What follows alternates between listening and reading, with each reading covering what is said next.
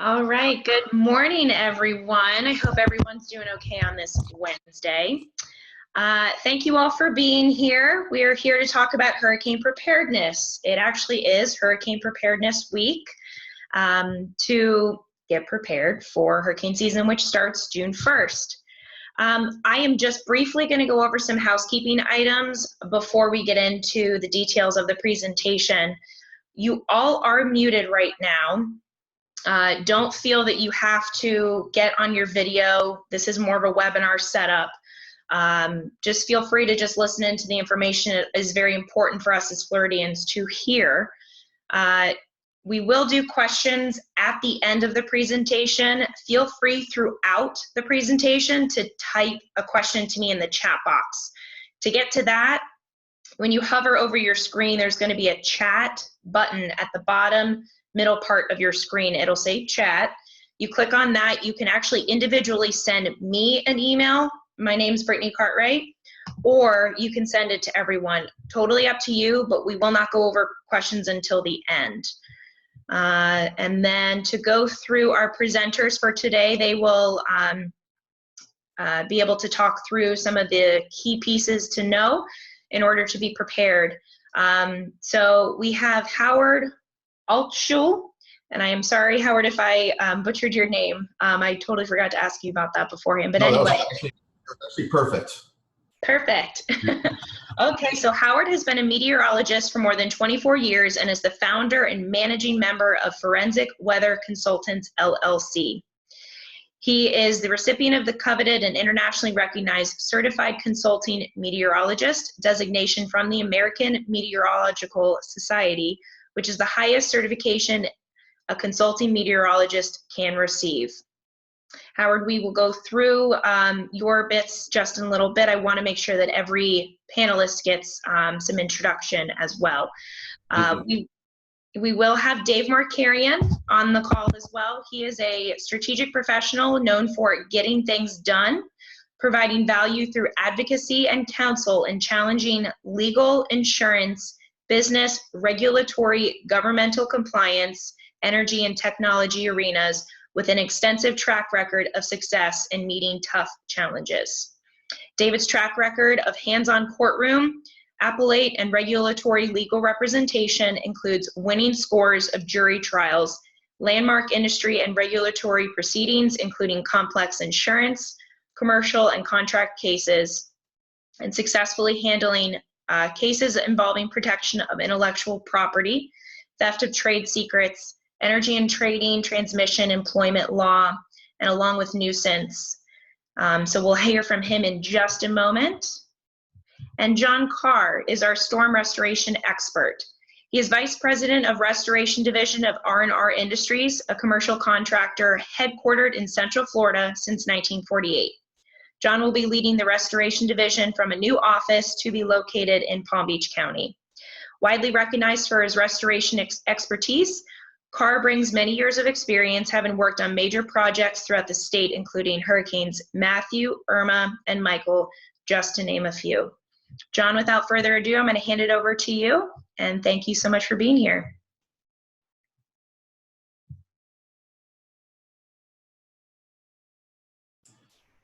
You have to unmute your microphone, John. I can't hear you. Can you guys? Can you hear me? All right, perfect. So thank you, everyone, and thank you to the Chamber of Commerce, Palm Beach North, for allowing R&R Industries and myself to sponsor this great series that we're going to be having on hurricane preparedness, how to get ready before, during, and after the storm.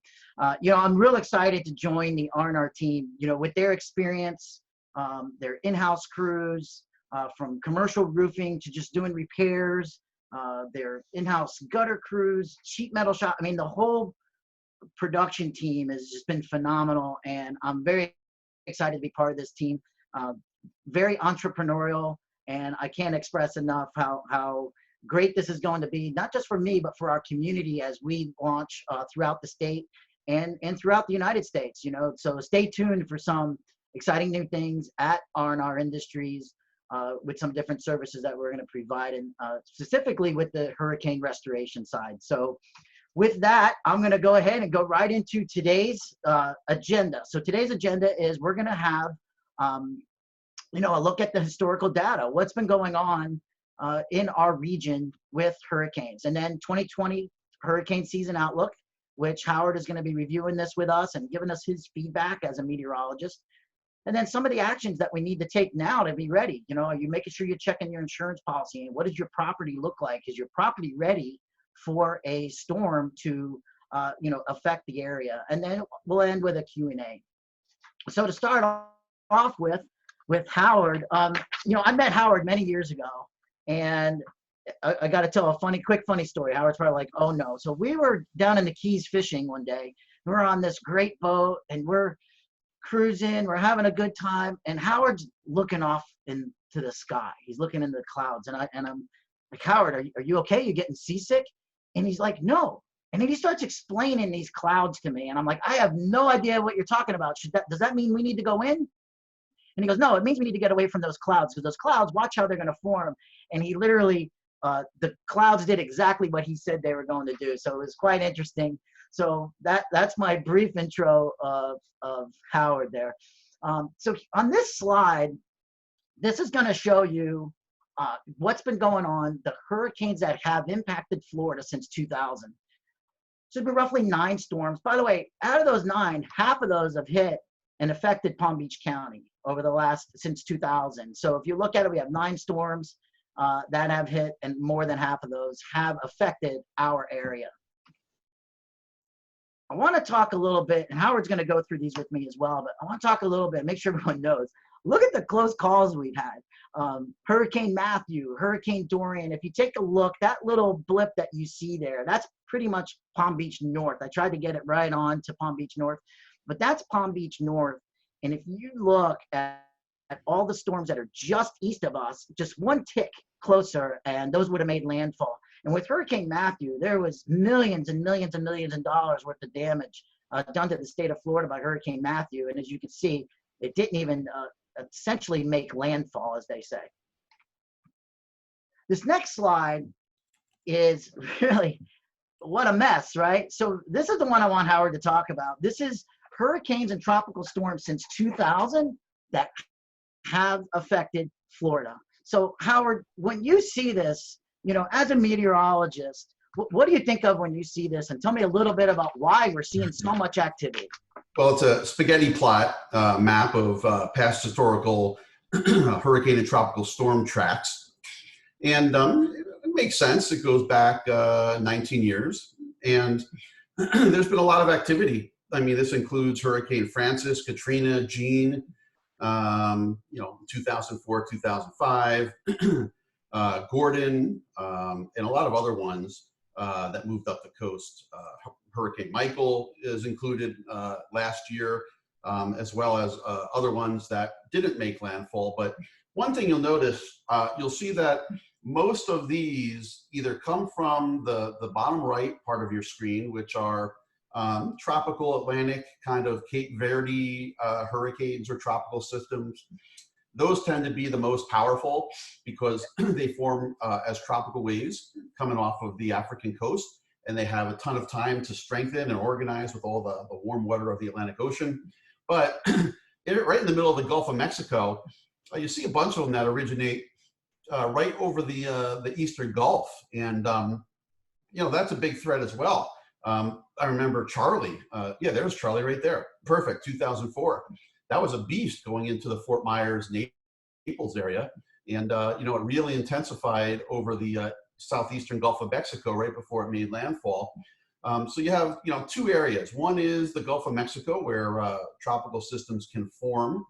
And then the other typically is in the tropical Atlantic on those waves coming off Africa, which you're used to seeing on the Weather Channel or on satellite, that type of thing. And we do get some that form in the Caribbean as well, down south of Cuba. But you can see you know, these tracks go all over the place, and there's varying intensities. The majority of them are weaker. You know, they're not that strong. The majority are tropical storms, maybe category 1 hurricanes. But we've, you know, lately have had a lot of category, you know, 3, 4, 5s that have affected Florida especially over the Panhandle with Michael and Irma as well. We're getting, still getting a bunch of Hurricane Irma insurance claims and lawsuits that are coming in every day. We just got another one about 5 minutes before this conference call started. So the statute of limitations to file a lawsuit with Hurricane Irma claims is September of this year. And I don't know if they're pushing that back or not, but that's one of the reasons we're getting a lot of retained on a lot of cases by attorneys and insurance companies. Irma could cause a lot of problems, and it caused a lot of problems in Palm Beach County. Now this spaghetti plot, I'll hand it back to you 1 second, John. Sure. But the interesting thing about this spaghetti plot, it almost seems like it's going to be spot on, because there are several computer models, and they've been consistent over the past 3-4 days that there may be some tropical system forming in the Gulf of Mexico, in a few days or next week, and that where that exactly forms or how strong that gets, if it does, is to be determined. But looking at the latest models, which are coming in right now, it does have something around the 9th. So 9th, 10th forming in the western Gulf of Mexico. Wow. And then heading toward, generally the Florida Keys or Cuba. Right now, it doesn't look like a big storm, but it's definitely going to be tropical in nature if it does form. And it's one of these things where, my eyebrow is raised a little bit, like, that's interesting, because not only have numerous computer models over the past several days forecast the same thing, but different computer models like the European and the GFS are also forecasting some sort of disturbance. So that usually means that something's going to form. And there's even a second one that forms over the Western Atlantic by the Bahamas around the 16th, 17th. So it looks like we might get an early start to the hurricane season. And it makes a lot of sense with the ocean temperatures being much warmer than normal. And we're going to be what we call a neutral ENSO, El Nino Southern Oscillation. So when it's neutral to maybe La Nina, that tends to increase hurricane activity in the United States. So to me, it looks like it's going to be a much more active hurricane season than usual because of the warm ocean temperatures that will fuel the tropical systems as they move along. So yeah, this is a timely presentation, I think. Well, absolutely. And thank you for all that information. I didn't know something was going on in the Gulf already, but that's why we have you. And, that segues right into, real quick, I want to hit on Hurricane Charlie. If you notice, Hurricane Charlie, when that was coming up, it was not forecasted to hit Punta Gorda. And I was actually at a conference with somebody in Miami, and they were from that area, and they all of a sudden they left, and they said we have to leave because there was the storm track changed all of a sudden. It just took that quick turn. So even though there's these forecasts, I don't even think it was in the cone when it made that first turn. So always keep that in mind. I think a lot of people look at that cone and they rely on it pretty heavy. So on the next slide, that goes right into where we're talking about hurricane probabilities, Howard. And let's, talk about, what we've seen. Now, this information we gathered from Colorado State University, it says right now, there'll be a new one released on June 2nd, but the one that was released on April 2nd says that there's a 68% chance category 1 or 2 is going to hit. And in a category 3, 4, or 5, which is considered major hurricane, 31%. If we dig a little deeper, right, I said, well, let me see what's going to really affect the Palm Beach North area. So Palm Beach County is at a 6.7, 3.1. Martin County, just our neighbors just north of us, 2.6, 1.2, which I thought was interesting, a little lighter. And then check this out. If you go and you look at Broward County is even, so Palm Beach County, seem to be higher than everyone else. And can you explain a little bit, why are these percentages going up a little bit? What's your expertise on that, or what's your opinion as to why, we're seeing our percentages going up, not just in the state, but in Palm Beach County? So I think, part of the issue here is Palm Beach County is a much bigger county than, say, Broward or Martin County. So I think that's why they have a higher percentage. There's more real estate for a hurricane to potentially affect Palm Beach County as opposed to a more narrow Broward. These should be, taken with a grain of salt. They're based on just historical activity and models that they have. It's important not to focus on the exact percentages, but more so the general theme of what's going on. in terms of what I was talking about earlier. You know, this is saying a 68% chance of a Category 1 or 2 hurricane hitting Florida, and I think that's, you know, I think that's right on. I think it's above normal, you know, above normal chance. It'll be busier and more active than usual. So yeah, certainly more than a 50% chance of a hurricane affecting Florida. And I would say that's probably spot on, somewhere around 66 to 70% chances, which is a little bit elevated, a little bit more active than normal. And you know, whether it hits Palm Beach County, Martin County, or Broward County, I mean, that's why those percentages are so much lower, because, you know, it's impossible to forecast that, you know, right now. And I always take these with a grain of salt, but I do like, you know, I do believe that we're able to predict whether we're, you know, likely to see something more, more active hurricane season or a less active hurricane season, you know. And traditionally, the research has shown that, you know, neutral neutral Nino condition or La Nina conditions are favorable for hurricanes, and I think that's what we're going to be in. The fact that the ocean water temperatures in the Gulf and the Atlantic are so much warmer than normal, you know, that's the fuel for hurricanes and tropical systems. So it makes sense. Now, do you think you see this might even increasing, you know, the continuous increase in these percentages of the probabilities coming in the near future as well? Not just 20, but 2021? It all depends, really. It depends on how these weather patterns and these global circulations occur.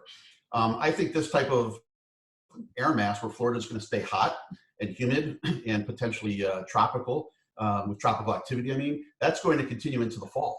So Florida looks like it's going to be above normal temperatures, which not only causes hurricanes, you know, in the waters, but also severe thunderstorms. I think there'll be a lot of strong to severe thunderstorm activity, some hailstorms, and, you know, and some isolated tornadoes, probably more than normal this year.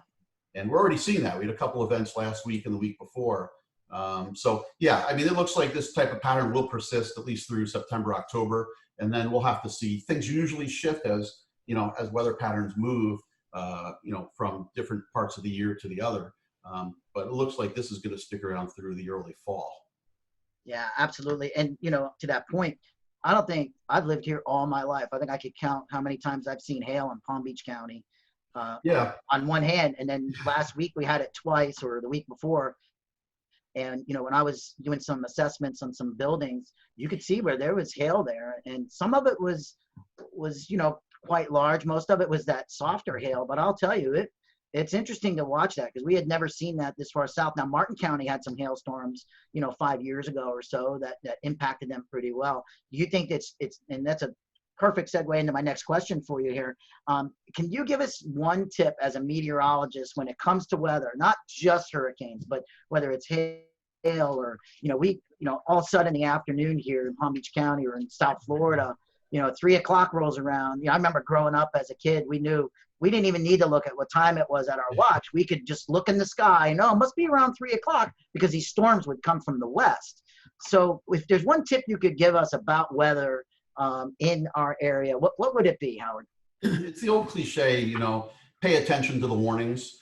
And I think that really holds true. And that's something that's really important for people to do, whether it's a hurricane warning, evacuations, or a severe thunderstorm warning or tornado warning. They issue those for a reason. Usually they're not just a CYA type thing, but they issue them for a reason. And if there's a tornado warning, it means because Doppler radar is indicating a tornado. And, you know, I've seen so many videos recently, just in the past month, where people say, oh, we always get these warnings and nothing happens, you know, and then a tornado rips their house apart. So, you know, pay attention to those warnings. And, you know, if there's a hailstorm coming or a big thunderstorm, you know, you might want to find a carport or a gas station to get underneath.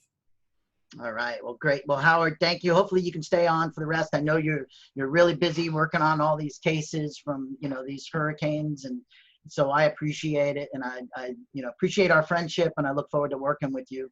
No, absolutely. You're a great client, and he does fantastic work. He gets it. So it's good when you know, put different professionals together that, you know, can solve a problem, and you know, John's great with that. So I'll stick around on mute if there's any questions, and you know, and I'll stick around as long as I can. But thank you for having me. Great, thank you. That's one thing I will take credit for. I'm not the smartest guy in the room, but I put the smartest people in the room together to make sure that we help our clients. So, all right, moving on. Dave Markarian, my friend Dave. Gosh, I met Dave. We were sitting there. He helped me prepare. We were doing something for Palm Beach North Chamber, and he needed to help me prepare for a presentation we needed to do for the town of Jupiter. And I sat next to Dave, and we just kind of hit it off immediately. I don't know how long ago that was. That was many years ago. And I don't even think that project is still done in Jupiter. But I will tell you that Dave's a great friend, and not just that, but he is, when it comes to the insurance information and helping the clients when it comes to their insurance policy and understanding what's in best interest of them, Dave's the guy. He's worked on a lot of cases with me in the past, and he's always done a great job. So Dave, hopefully you're on, and because I can't see you, and I'm afraid to touch something on my screen. So let's talk about your insurance update. So you have to have an insurance checkup, excuse me. So make sure to have your policy reviewed now and by an expert. And here's what I mean by that. You know, your agent is an expert at insurance. Agent has a vested interest in that policy. So if you know your agent and you're comfortable with the agent, I know there's some great agents here that I would totally trust to review my policy and give me proper information. However, even though I trust them, I did take my policy and turn it over to an attorney to take a look at and ask him to do a review for my insurance to make sure that I'm covered in the case of an event. And we needed to make some adjustments to my insurance policy. So for all your businesses out there, make sure that you have your policy reviewed now and have it reviewed by an expert, whether it's a third party or it's your agent. Highly recommend it. And there's some great public adjusters out there that can help you as well. So one of the questions you always want to ask yourself is, do you have proper coverage? And what are those other coverages? So here's a few that we put on here. And Dave, you are up. So can you tell us a little bit, Dave, about having proper coverage? Sure. So really, and I don't mean to be flippant, the two things that control whether or not you're well covered in the event of a hurricane or a storm are actually completely beyond your control. The first is the type of insurance that you can purchase, because that's limited and sometimes difficult unless you're in certain markets to get insurance that can cover all of the risks. The other issue is how the loss occurred or what the cause of the loss was, and that's beyond your control too. So the very best thing you can do, and I agree with what John said, the right insurance agent is worth his or her weight in gold, and they are able to take a very difficult, dense policy that is tough for lawyers to read, let alone non-lawyers, and tell you in bite-sized sentences what you got and what you don't have. So that's the high level. Most of this is beyond your control. So the first thing that policies and what they provide are based upon is what caused the harm. So was it, in some cases, a named storm? It doesn't have to be a hurricane. In some cases, it has to be a hurricane. In some cases, that is, in the event of certain types of policies, they're going to pay for a loss that is a windstorm, a hurricane, a named storm, a flood. But if it's something not one of those things, you may not have coverage. And so how the peril is defined or characterized, that is, how the cause of your damage is defined, is really critical. And that is typically where I'll hear from a buddy that says, hey, what should I say or not say?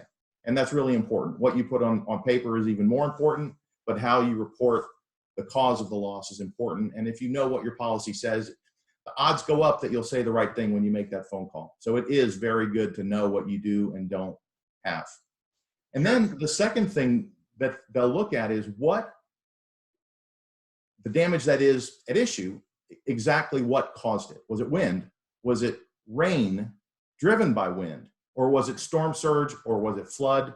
And so those things matter. So what the storm is or how it's called, and we'll call it the mechanism or cause of loss, are critical, because these policies are a little bit complicated, and you'll have one type of coverage with one type of deductible or one level of dollar coverage, and a slightly different policy provision that has a slightly different dollar amount, a different deductible. We probably all know just intuitively that the hurricane deductibles are among the highest that you would have in your business portfolio. And typically non-hurricane related deductibles are far less. So in any event, just to finish up very quickly, businesses will purchase policies with those different sublimits, deductibles, and business interruption has a whole different set of rules. So they will characterize it as, hey, you're on your own for the first 6 days, but we'll kick in on the 7th day, or you've got to prove net profits. And net profits is something very difficult to prove, particularly if you're not reporting profitable years in prior years, in pre-storm years in your business. And there's a number of different policies that are now being, or perils that are now being covered, including, let's say your business is fine, but there's no power.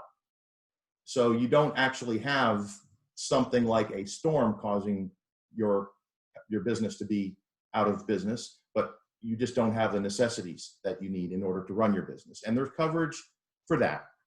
And then finally, just to give you a little bit of a bite-sized thing, then what happens if your loss, that is a particular part of a roof or a wall or flooring or some particular room, is damaged by something that is covered and damaged by something that is not covered? And the lawyers, call that concurrent or sequential cause.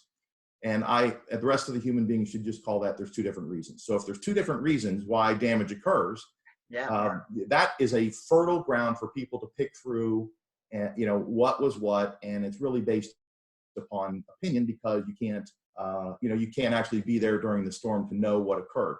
And I know because I've seen John's slide, he's going to touch on something that is probably the number one thing you can do to help yourself after the fact, and you're looking at your policy in one hand and you have your hand out for a check in the other, and that is making sure that you document what you have and the condition of it beforehand. So thanks, John. No, thank you, Dave. I got a couple quick questions for you, and everything you're talking about, like all those with the causation, I hear and see all the time people, not hiring experts, whether it's me or an attorney or a public adjuster, going at this. And I've talked about this, recently, that it's important that if you have a loss, that you get your team together. Because the insurance company has their team, they have their experts. So it's always important that you have your team here, and people like Dave and other public adjusters that are out there will help you make sure that you will be able to get whatever has happened from the storm, that you get it covered. But so Dave, the question I have is, what is there one thing that you noticed through all your years doing this that it seems like businesses forget or just don't put in their policy, or they decide, nah, I'm not going to have that so I can save a few dollars? What do you think that is? Okay, so I think the most important thing that we're all discovering is that run a storm. But if you have a business that needs to be operating on day 2 or day 1, you can go outside the cone of the hurricane and set up. Well, there's coverage for that. There's coverage that allows you to set your entire business up somewhere else if you're not able to run it. Now, if you set up and push your business to the other side of the state and the storm doesn't hit, you may not have coverage. But if you do, and you're over there for 2-3 weeks or 3-4 months, there's a coverage commercially available that I think is of interest. Great. I appreciate that. And as we all know, we've all gone, remote. It's so great to talk about something different today. I'm excited about that. And the truth is, we've all learned how to be remote. But people like you and myself, and we have to be remote. You have to go out there to to help the people that have been affected by storms. Now, one last thing, and then I'm going to move on. But tell me a little bit about business interruption, because I know that in the past I've seen so many businesses not have enough coverage for business interruption. There's been so many cases where, they were shut down longer than anticipated or whatever it may be, and they didn't have enough coverage. Why is this so important on the business interruption side? You're muted, Dave. You thought you were finished, but you weren't. Thank you. Well, I think we all have a warped sense of our own mortality, and I mean business mortality.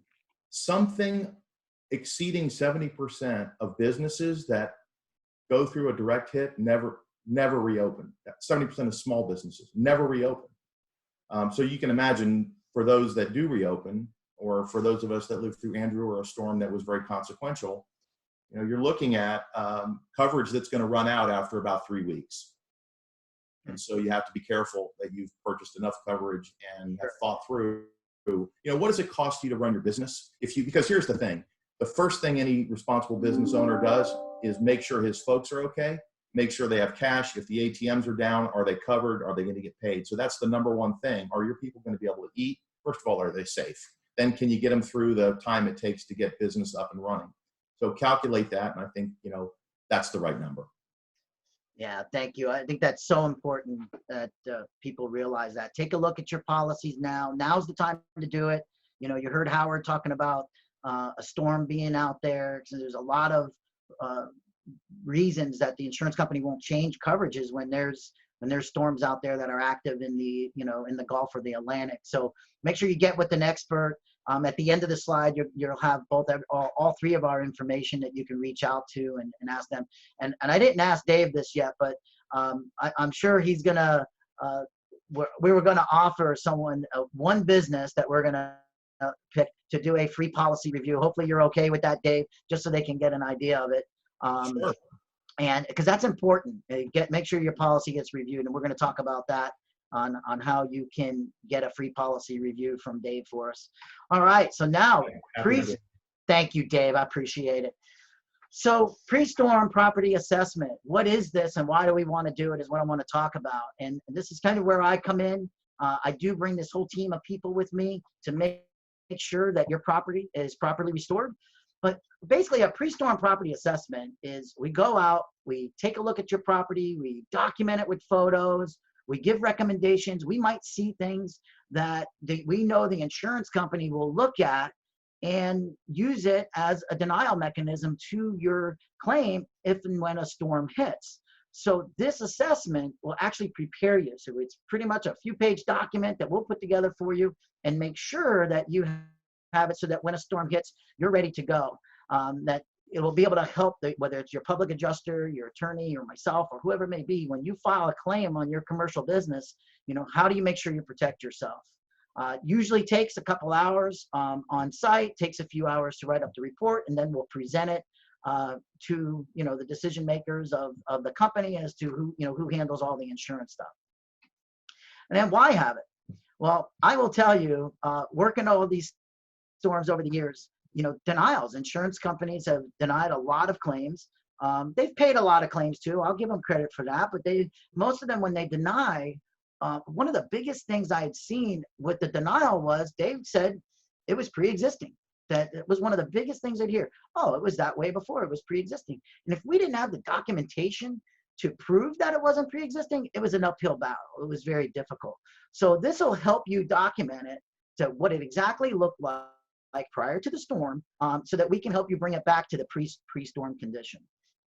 So I get a lot of questions is, well, John, you know, my roofer can do that, or my contractor can do that, and they can. But here's what's important. You notice that I brought in all these experts. I don't know about weather. I don't know about the law. I'm not a public adjuster, so I bring all these experts in to help me. You want to do the same thing when it comes to your pre-storm property assessment. And who should perform those assessments? You want somebody that's been trained in storm restoration and storm damage, somebody who has seen it, somebody that knows and has worked with insurance companies to know how they're going to come at, and I don't want to say use the word attack, but go after the claim to not pay you. So you want to make sure that it's somebody's doing this pre-storm assessment so that they'll document it properly for when you get ready to file a claim. Because if you look at those probabilities, we go back, you know, 68% chance of Florida getting hit, you know, we want to be prepared. So if you decide not to use, you know, R&R or myself, and you want to use, you know, ask some questions. Now, what I want to talk to you about is not just pre-storm, but post-storm. And we're going to go into this on our next webinar. But getting the documents properly after a storm hits, there's so many times that we have seen contractors and roofers actually destroy evidence by not documenting it properly and the insurance company not pay.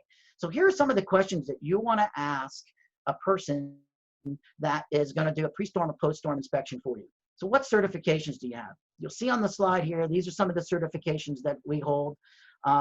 And then, is your company licensed? And this is mostly, it's really for both pre-storm and post-storm, but more importantly, hundreds and hundreds of contractors. If a storm hits Palm Beach County, there's going to be more roofing contractors and more storm restoration contractors than you can imagine. I believe the number was about 80 when Hurricane Michael hit the Panhandle. I believe there was about 80 contractors that have been arrested and put in jail for unlicensed contracting and unlicensed public adjusting. Another thing that's very serious. You want to make sure that you have a proper team and people that aren't doing anything illegal. So make sure they're licensed and of course insured. And then the other thing is, what storm damage experience do they have? Have they ever worked a storm? These are things that you want to make sure that people are putting together your pre-storm property assessment together. They know what the insurance company is looking for. Now, to wrap it up, really appreciate, I don't want to leave some time for questions and answers here. So I'm going to wrap it up. So be ready. You want to make sure you're ready. The first thing you need to know is know your risk and find out if you're in flood zones. You want to make sure your evacuation plans and routes. We're going to talk about that on the next webinar, but take a look at that now. Find out, whether you're in a flood zone. Find out your evacuation routes and where you need to go. Make sure immediately, do your insurance policy review and checkup. This is so important. Make sure you get it done now before those storms are active in the Gulf and in the Atlantic, because once they're active out there, I'm not an insurance agent, but I do know that there are times where they stop allowing you to make changes. The next thing is property assessment. We're going to offer for a limited time free property assessments for your commercial properties.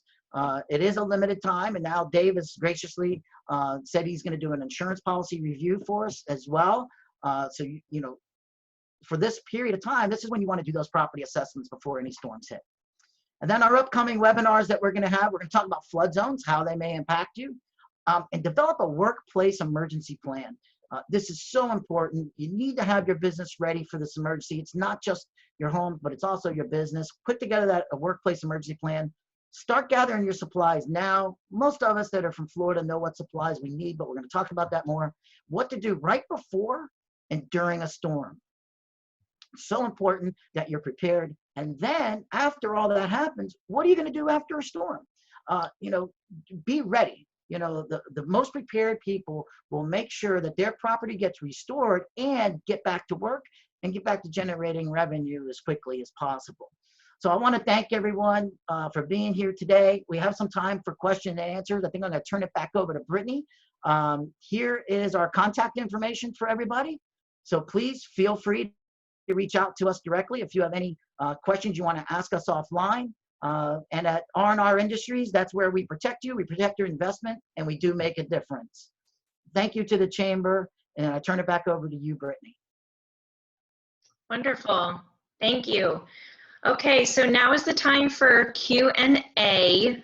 You have two options here. You can either submit a question via the chat, which I am monitoring right now, or you can choose to raise your hand, which you can do on the, I believe it's the participant screen. Again, another button you have to press on your Zoom call in the middle and the bottom part of your screen. You can raise your hand and then I'll make sure to call on you. Let's see, first question is, if I wanted you to do an assessment of a building, how would I schedule that and when would you be able to come? Oh, that's a great question, and thank you. So it's pretty simple. You can email me at what's on the screen there, John at R Industries, or call me. We can get that scheduled for you. Right now, I believe I have an opening or two this week. I know next week is pretty much booked out, but we could get out fairly quickly. But we are getting booked solid right now, so the sooner the better. The soonest we could probably get out maybe Friday. I think we have one spot open left on Friday. And after that, it would probably be the following week. Wonderful. So he can come as quickly as Friday.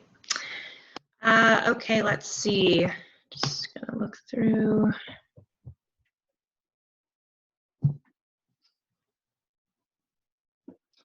If anyone has a pressing question, also you can unmute yourself and ask away. Make sure to announce who you are when you ask the question.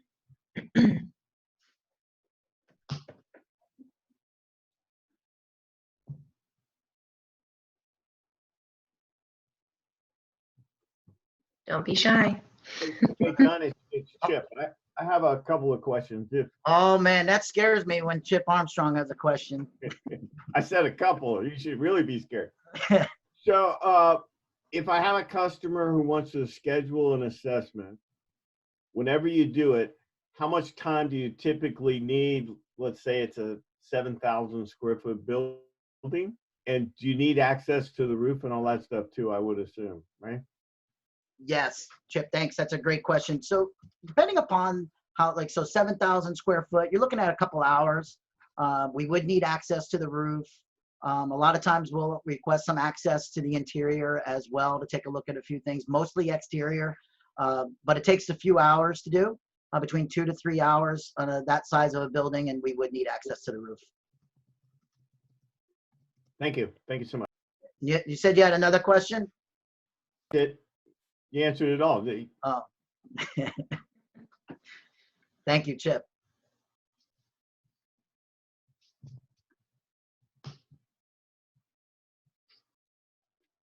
All right.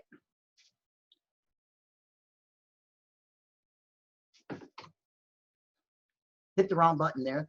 Well, if there isn't any other questions, I will, go ahead and turn everything back over to Brittany and the team there. We get to end a couple minutes early. So thank you so much, everyone. Hopefully you'll register. Our next webinars are going to be coming up June 3rd and July 1st. So we're going to be doing these on the first Wednesdays of the month for the next couple months here. And let's get all prepared and be resilient and be ready for storm season. Absolutely. And feel free to join anyone on the call if you'd like to join us for any of our other upcoming events. John did mention that we do have a webinar for hurricane preparedness, hurricane season, and that will be every first Wednesday of the month. We do have a weekly event called Tech Toast that happens every Thursday. It's a virtual happy hour, so feel free to join us for that as well. And we have Power Networking next Wednesday. So please stay tuned to our Facebook page and our website for the updates on all upcoming events. And again, thank you all for being here, and I hope everyone stays happy and healthy. Thank you, everyone. Appreciate you being here. Thank you.